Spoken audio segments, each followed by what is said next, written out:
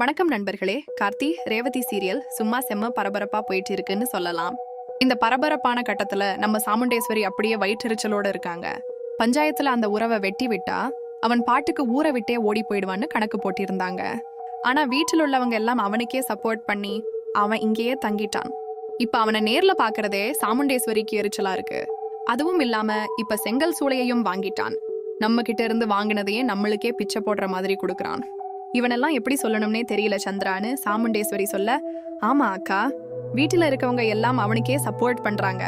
மாமாவுக்கு அவன் தங்கச்சி பையன், அதனாலதான் அவனை விட்டு கொடுக்காம பேசுறாருன்னு சந்திரகலா தூண்டி விடுறாங்க.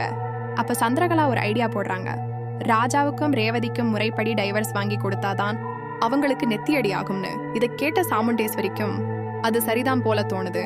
டைவர்ஸ் பத்திரத்தை பார்த்தாலே அவன் அரண்டு போவான்னு நினைக்கிறாங்க. ஆனா சந்திரகலா மனசுக்குள்ள எப்படியாவது 2 பேரையும் பிரிச்சு ரேவதிக்கு வேற மாப்பிள்ளைய பார்த்து என் கையால தாலி கட்ட வைக்கணும்னு திட்டம் போடுறாங்க. இதுக்கெல்லாம் ஆப்பு வைக்கிற மாதிரி இனி அம்மாவின் திட்டத்தை பார்த்துட்டு சும்மா இருக்க முடியாதுன்னு ரேவதியும் ராஜாவும் முடிவு எடுக்கிறாங்க. நான் இப்பவே உன் கூட வர்றேன்னு சொல்லி பெட்டி படுக்கைகளை சுருட்டிக்கிட்டு ரேவதி ராஜாவோட கிளம்புறாங்க. இதை கண்டு அதிர்ச்சியில நிக்கிறாங்க சாமுண்டேஸ்வரி. இதுதான் இந்த எபிசோட்ல நடக்க போற பரபரப்பு. அதுக்கு முன்னாடி சேனலை லைக் அண்ட் சப்ஸ்கிரைப் பண்ணுங்க ஃப்ரெண்ட்ஸ். பக்கத்துல இருக்கிற பெல் ஐகானையும் கிளிக் பண்ணுங்க. வாங்க வீடியோக்குள்ள போகலாம். அடுத்த காட்சியில் சாமுண்டேஸ்வரிக்கு கவலை மேல கவலை. செங்கல் சூளையும் அவன் கையில வீட்டில் உள்ளவங்களும் அவனுக்கே சப்போர்ட். இவனை எப்படி அவாய்ட் பண்ண போறேன்னு யோசிக்கிறாங்க. அப்போ சந்திரகலா, அக்கா, நீங்க அம்மாவை இழந்த மாதிரி யாருக்கும் இழப்பு இல்ல, அதனாலதான் அவங்க எல்லாம் அவன் பக்கம் நிக்கிறாங்கன்னு இன்னும் ஏத்தி விடுறாங்க. இதுக்கு தான் நான் இருக்கேன் அக்கா, முறைப்படி டைவர்ஸ் அப்ளை பண்ணுங்க.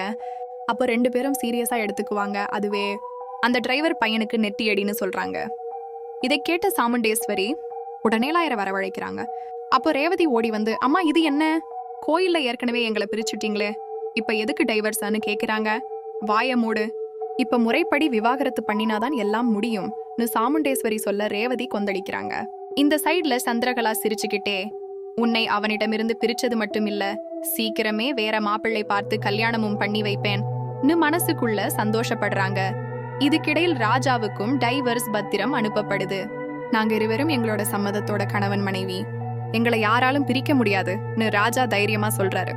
அதுக்கப்புறம் இங்க இருந்தா அம்மாவுக்கு தப்ப உணர முடியாது, நான் இல்லாம அவங்க கஷ்டப்படணும்னு ரேவதி முடிவு எடுத்து ராஜாவோட வீட்டை விட்டு வெளியேறாங்க. இத பார்த்து சாமுண்டேஸ்வரி, நான் வளர்த்த பிள்ளையே என்ன வேண்டாம்னு சொல்லிட்டாளேன்னு கதறாங்க.